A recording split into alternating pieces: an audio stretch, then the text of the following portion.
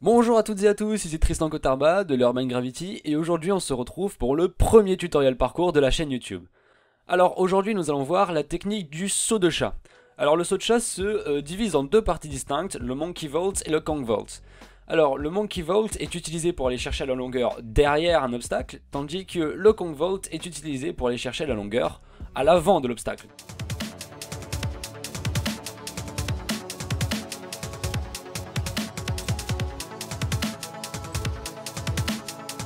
Avant de vous lancer, il va falloir apprendre à maîtriser le saut de chat basique. C'est-à-dire qu'en fait, nous avons le Monkey et le Kong, et là ce sont des variantes, ce sont des différentes versions du même mouvement, mais en fin de compte, il va falloir apprendre déjà à maîtriser correctement le mouvement.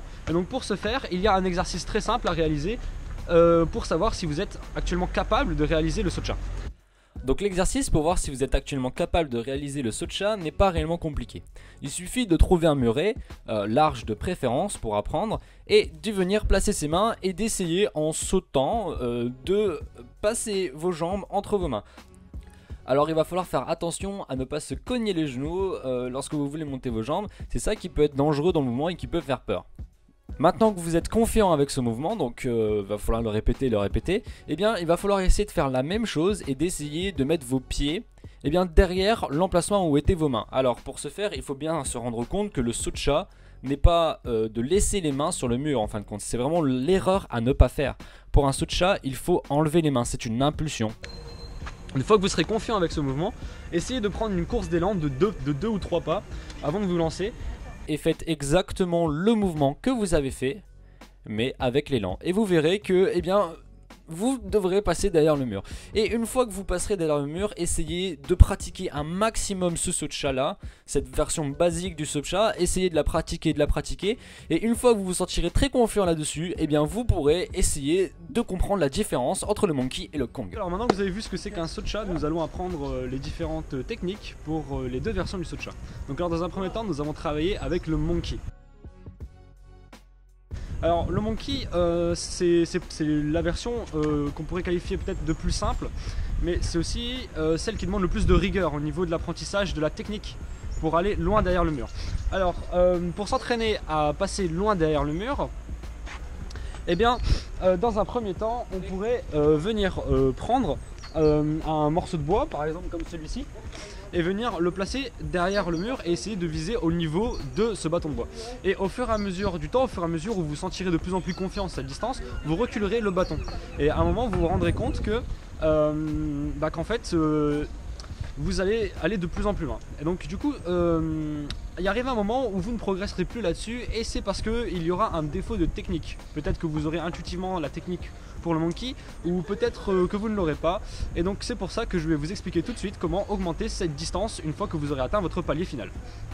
Donc alors pour en revenir à la technique du Monkey, c'est qu'en fait lorsque vous allez vous approcher du mur, il va falloir vous abaisser. Et en fait, au moment où vous arriverez sur votre mur, au moment où vous lancerez votre saut de chat, il va falloir pousser sur les bras et remonter le torse. Et en fait, c'est cette action de relever le torse qui va vous faire gagner plus de distance, puisqu'en fait vous serez plus droit et plus aérodynamique.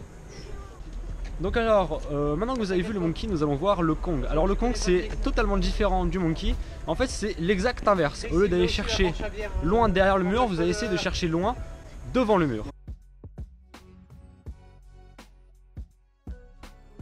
Alors pour ce faire, on va utiliser la même technique qu'avec le Monkey, c'est-à-dire qu'on va prendre un bâton et qu'on va venir, cette fois pas le mettre derrière le mur, mais devant le mur.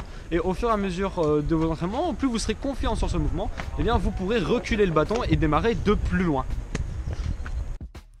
Le Kong, bien que plus facile à comprendre comment il fonctionne, est beaucoup plus dangereux que le Monkey. C'est pour ça qu'il faut avoir une extrême rigueur sur le mouvement et être extrêmement vigilant lorsque vous faites le Kong. C'est pourquoi l'exercice pour vous entraîner a ses limites. Car lorsque vous allez reculer le bâton, à un moment vous allez bloquer forcément. Et au moment où vous allez bloquer, je vous conseille de retourner au stade précédent.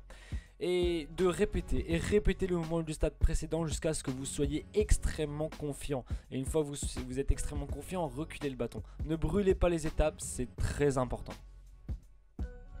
Donc maintenant que vous avez appris comment faire le saut de chat, que vous êtes entraîné à passer derrière le mur et tout, je vous conseille vivement de vous entraîner sur les techniques du Monkey et du Kong et de vous entraîner les deux en même temps. Il ne faut pas essayer de créer un écart entre les deux, sinon ça va vous bloquer pour plus tard. Et donc du coup, je vous souhaite une bonne progression, restez concentrés et c'est comme ça que vous pourrez progresser.